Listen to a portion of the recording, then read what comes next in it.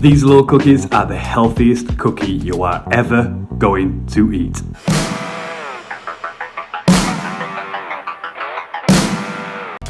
Hi guys, and welcome back to my channel. Today we're making quinoa chocolate cookies.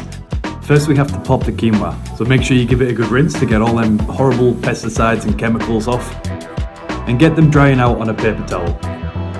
Leave them for a good half an hour just to get rid of all the moisture. Then into a heavy bottom pan on low heat, and we're slowly going to pop these. After you hear them starting to pop, add a touch of coconut oil in. This will help stop them from burning, but we want a little colour so we can have a nice toasty flavour. Then simply mix them together with 110 grams of coconut oil, 80 grams of honey, 1 teaspoon of vanilla extract, 30 grams of cocoa powder, and mix it all together. Then we're literally just going to make cookie-sized crisps on some grease-proof paper and leave them in the fridge to cool. They should be cool within 10 minutes and ready to eat straight away.